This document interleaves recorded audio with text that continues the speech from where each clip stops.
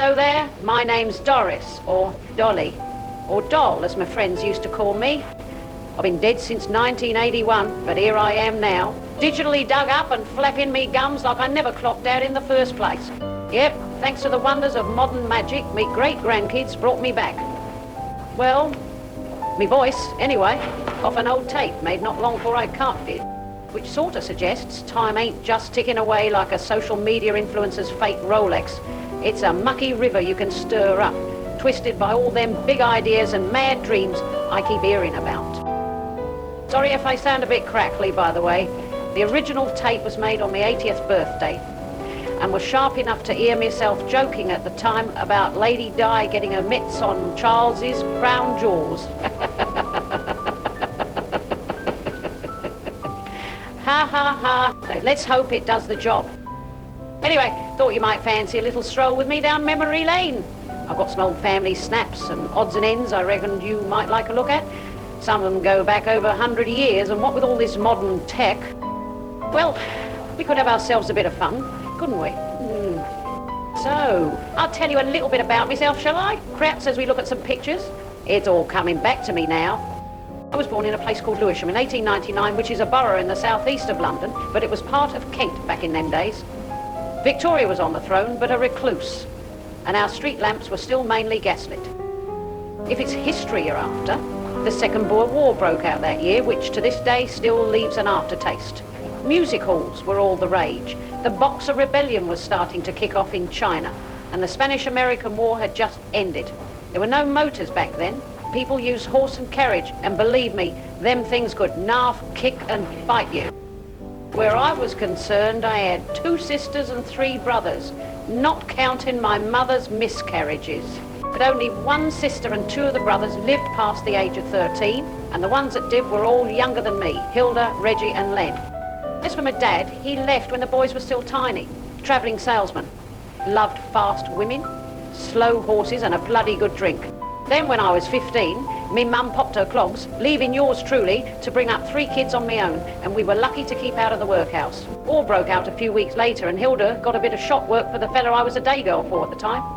Reggie and Len were both still at school, but picked up a few pennies doing errands and that, so we managed to all stay together. At 23, I met and married my husband, Arthur. He was the same age as me, and worked as a tea taster after being in India when he got conscripted in 1917. In 1928, after a few years of trying, we had twin girls, Dorothy and Doreen.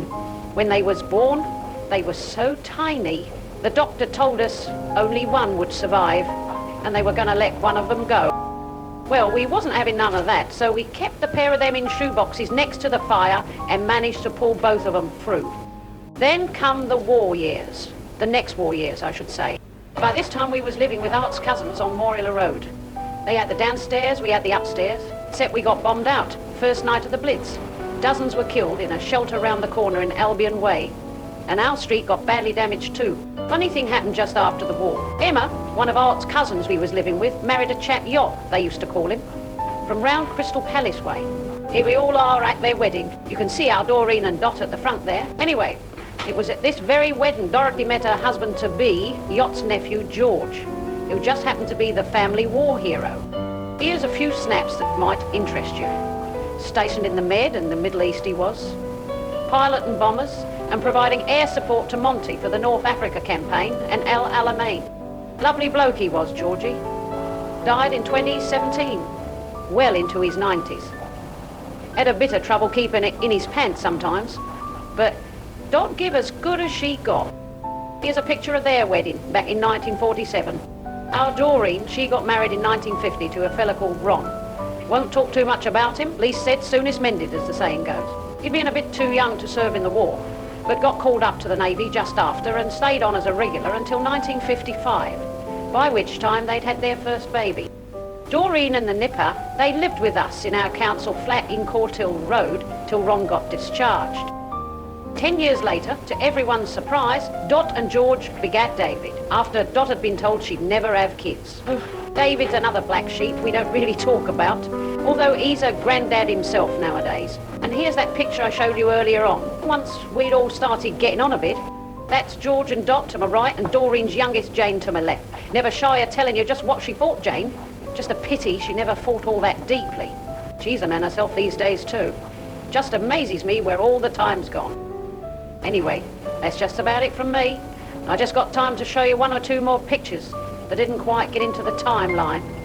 Just for interest's sake, like, this is my aunt doing a three-legged race with my sister-in-law, Maisie. Late 1950s, that would have been. Some of that side of the family went on to real fame and fortune, they did, though it's not really my place to say why. Here's the Red Lion pub down in Biddenden. We used to love going down there for a day out. This is the I Street.